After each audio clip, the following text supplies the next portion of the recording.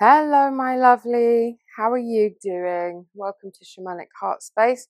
My name is Nancy. Happy birthday, Leos. First of all, I'm going to be talking to all of you about the collective energy in and around the Leo full moon, which is peaking in and around the 4th of August 2024.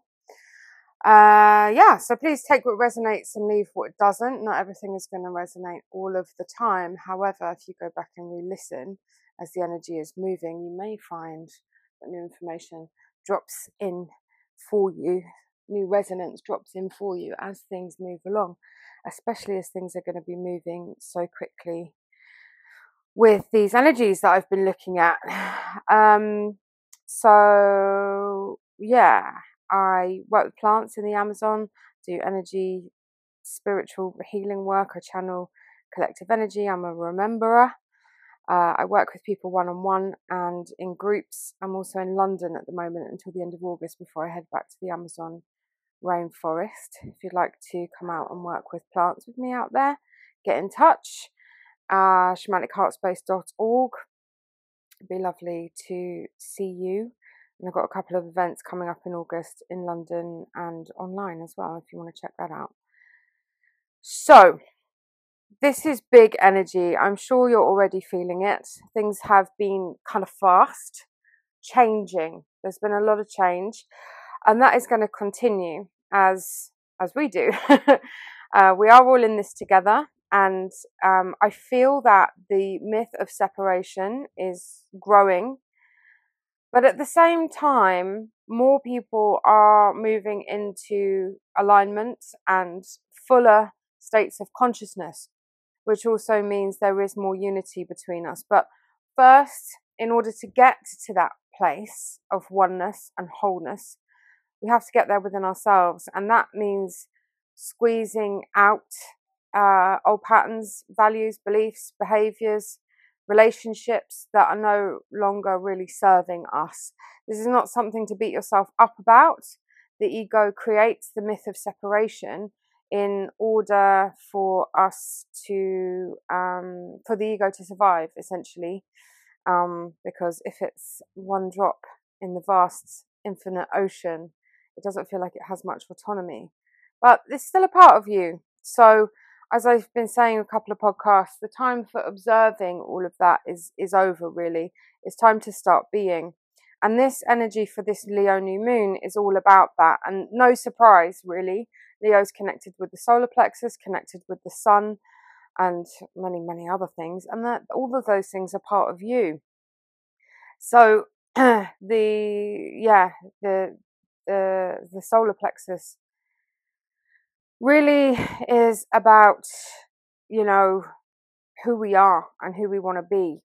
So there's a big shift taking place. Everybody I'm speaking to, and even myself actually, there are lots of things coming out of the shadow, ninja style, to bop me on the nose and say, it's not time for this anymore. And then we're trying to figure out a new way of being in amongst all of these things that are happening and changing. And life is a bit crazy in the external, which is a reflection of what's going on inside of us. So the first thing I will say to you is to really calm everything down as much as possible. Slow down. We're going into Mercury retrograde as well, which means that we're meant to slow down. We're meant to check the details. So if you have a practice of, meditation, breath work, journaling, all of those things we always talk about, keep going with that. And if you don't have that practice, then look into working out what makes you feel calmer. Calm your nervous system, calm your mind, so that your thoughts are not running away with you. There's going to be a lot of opportunity for thoughts to be running away and leading you down the road of fear. And fear is the opposite direction to love, to unity, to oneness. So it's a really good time to drop into trusting yourself, trusting people around you. And if you're finding that difficult, look inside yourself. What is that trust? What are those trust issues about? Is there shadow work to be done there? Is there good reason? La la la la la. lots of relationships will be changing throughout the month of August. So this is a really good time to make a wish every new moon. I say that, and it's not just some airy fairy thing. It's always a portal, the new moon, for seeding, for growing something new in your life. I'm not an astrologer, unfortunately. However, I'm aware of energies, and it's also quite straightforward. A new moon is growing into fullness. So if there's something that you want to see in your life and you want to grow in your life, do that. And if you can match it with your birth chart, that's going to be really helpful. See which house Leo falls in. There are, of course, many other celestial bodies at play during any given time, and I don't, because I'm not an astrologer, I don't look at those directly, but I can feel the energies in advance, a bit like time travel, and that's what I'm sharing with you. So set intentions for this new moon, and if you can sync that with your charts, even better. But you know, it doesn't have to be difficult. It can be as simple as writing down what you'd like to see in your life, giving yourself a time frame, writing things in the positive. The ego mind chatter will probably try to steer you away from believing the highest good or the highest potential for you, but you don't have to pay attention to that. You can course correct. And I feel that a lot of the energy of August is going to be that, teaching us to course correct, to come back to center, so that the ego is not running the show, right? And ego is not the enemy as well. It's part of you. It's necessary. It's a very useful ally. Sometimes it's really, you know, giving us a hard time. So it feels like, but it's just so that we can adjust and we can grow from it. All right. So it's feeling good. But of course, like with everything, this is about perspective, because there's a lot of change on the horizon already happening, actually. Go back and listen to the recent podcasts for June, July, even before, to see how the energy has been ramping up and see if that resonates with you. But the energy is still growing. And yeah, of course, up to that full moon. But I'm just going to call the energy back now to more around the new moon. It's kind of a little bit like juxtaposing this energy. There's a jarring to it where we feel pulled in two directions, because there's that conversation. I want to say fight, but I don't like to think of it like a fight. But this conversation between the ego and the human part of us, and then the eternal soul part. So it feels a bit like it could be a contradictory time. You could feel confused. You could be tired. You could be feeling really done, maybe even a bit down, and just wanting things to move, ready for the next thing. And that is going to move when you do, when you make the necessary changes that you need to make. And some of those obstacles are going to be more challenging than others, of course. That's the nature of life. And that's why I say to slow down as much as possible, because outside it's fast. Even the nature of time has changed. And there's a lot of reprogramming going on. There's a lot of information coming in internally and externally. And we have to really choose what is in alignment individually for us. What is the best thing for us? And this can be difficult. A lot of people have issues around boundaries, one way or another. So there are going to be a lot of things coming up to be cleaned, left behind. Some people call that healing. It might feel like grief, and it's time to feel those feelings, to have a look at them, to figure out, you know, what you're going to do with them, how you're going to process them, to leave them behind. So endings, closure, release, and loving those aspects of yourself and honoring your personal journey, no matter what you're feeling. You're feeling what you're feeling for a reason. They're coming up to be purged.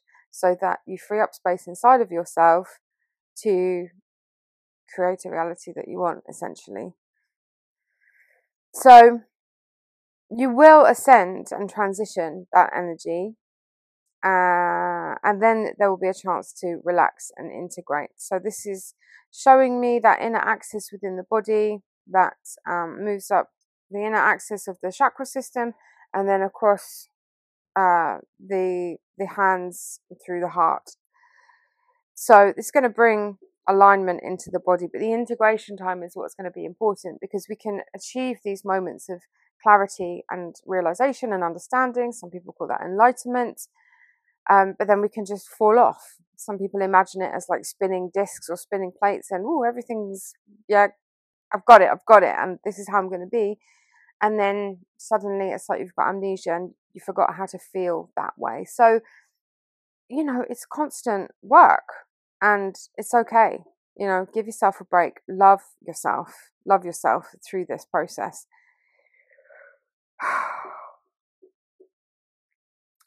So it's really important to take care of yourself. With old traumas that may arise for cleaning and healing, it's important that you feel nurtured, that you feel safe, and that you can give that to yourself. If you give it to yourself, nobody can take it away from you. And you find stability in your inner axis. You find groundedness in your own presence. You can be calm then. There's not a fear of abandonment or miscommunication, which can happen in Mercury retrograde. So connecting in with your light amid any darkness that may come up at this time. And I think, it could feel like a lot of negative stuff is happening to you, but it's not. It's happening for you. And it can all feel like too much. However, you're strong enough to break through those layers and those levels, like a seed cracking through the shell, then the seedling making its way up through the earth, coming through the surface and growing into something big and beautiful and strong. Let's call it the darkness, the shadow part of you, has deep roots, and that will allow you to grow taller and stronger into the lightness. Yeah? So then you are a connector between heaven and earth. That's what's going on. That's what's happening now. More and more people are awakening. More and more people are planting seeds. The context and construct and structure of our reality is shifting very, very quickly.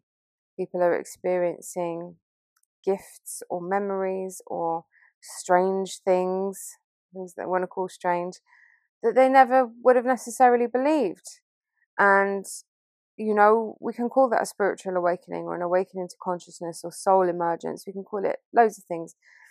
But essentially, it's just breaking through the old structures and patterns and belief systems so that we can move into a new harmonious way of being within ourselves and with one another and with the entire planet and the universe, actually, the cosmos, because it's all connected. It's all one thing. We're all threads of one great tapestry. We're all a drop in the same ocean, and as cells of the earth, it's all moving together as it should be. But if we allow that inner voice to pull us down repeatedly into the darkness, we're going to get stuck. We're going to feel bad. So feel the love inside of you and coming towards you so that you can reach for it and keep striving. And this is where the self-care, the self-love really comes in. And if you're feeling particularly triggered by other people or places or situations, just giving yourself the space and time to figure out what's going on there. If life is a mirror and someone's really winding you up, what part of you are they mirroring? Now that might be annoying for some people to hear, and sometimes it's really difficult to figure out, but it's in there. If something's really grating on you, bring your awareness to it. And if you can see that external factor as a part of you, then you can start to work with it, purify it, transmute it, integrate it, and then you're away. Then you're not getting wound up anymore, you know. And of course, this can be really uncomfortable. And it's been happening to me a lot recently. I felt really under pressure, really confused, really full of questions, no answers, just kind of going deeper and deeper into a place I didn't want to be, until I pull myself out. And then sometimes, I fall down that hole again. But I pull myself out by sometimes having a conversation with myself or a part of myself. It might be helpful to identify the archetype that is flaring up within you in any given situation, and have a conversation with that archetype, or to write it, or to meditate on it, to visit it. There's a big part of shamanic journeying is around this kind of stuff. So that then once you take it out of the darkness and you can sit it in front of you, and you realize it's not separate from you, then you can do something about it. And then the calm state lasts longer. So for a long time I was living in a very calm state.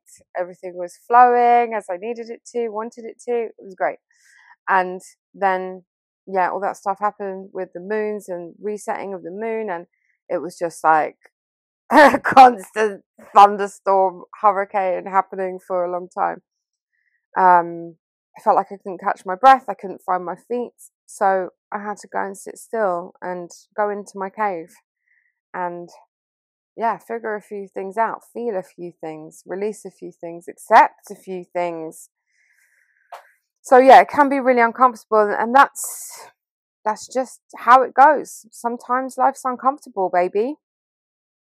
And you may want to hermit, and you may want to lick your wounds a little, and that's absolutely fine. That's absolutely fine. It's your process, and you need to do it in a way that works for you. If you want to join us over on Patreon, I've opened up the fruit tier for more people to join, where we meet twice a month for moon realignment, and there's extra info on there, transmissions from channeling, and all sorts of stuff on there. So that's open, and you can have a little bit more support from me, from the community. There's different levels on there as well of membership. Also got a couple of in-person ceremonies happening for the new and full moon in August in London while I'm in London. All that info is going to be in the description box or on my website. So it could feel pretty intense. And if you can find a way to step back and detach from that, maybe even laugh a little at it, that's going to carry you a long way. And just be like, I spent a couple of weeks recently just being like, what am I doing that I am attracting this? I'm not going to put it down to external forces. Let's just say this is coming from me. And if I am a manifestor and creating and attracting things in my life that I want, well, then I'm also attracting the things I don't want that are showing up for me right now. So what is going on there?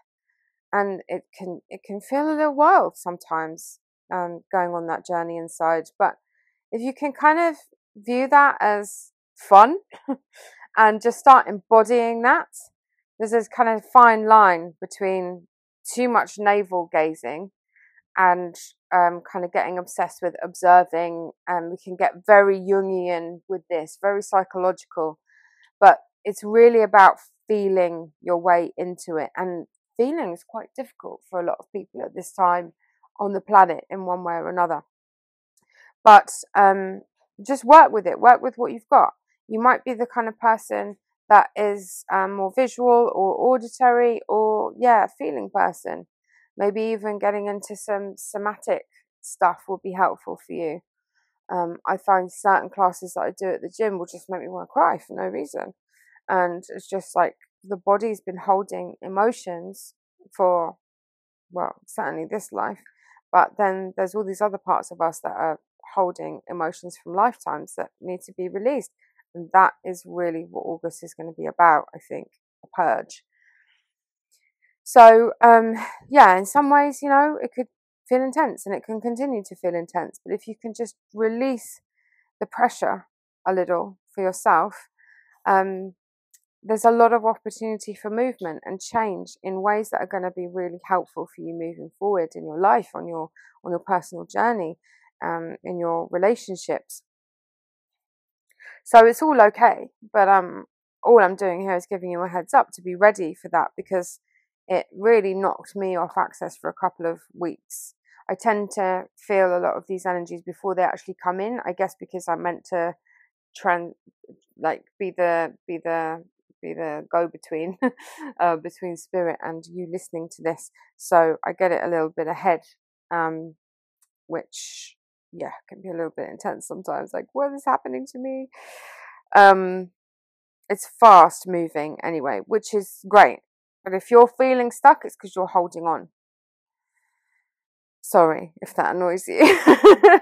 It's annoying when people tell me things like that, or when that's the response I get when I speak to my guides, like, what is going on? And they're like, you need to let go. And I'm like, I can't possibly let go anymore. But then you find you can.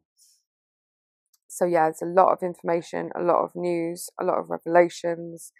It's going to be quite eventful, definitely appearing in the manifested external world, even dramatic. I have no idea what is kind of going on. I don't watch news. I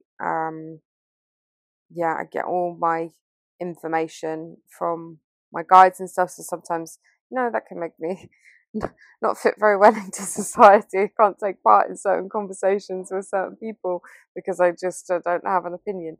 But I get the sense there's a lot going on the world stage, the political theatre. Anyway, that's going to continue, and that's kind of how we evolve all of these challenges to rub up against.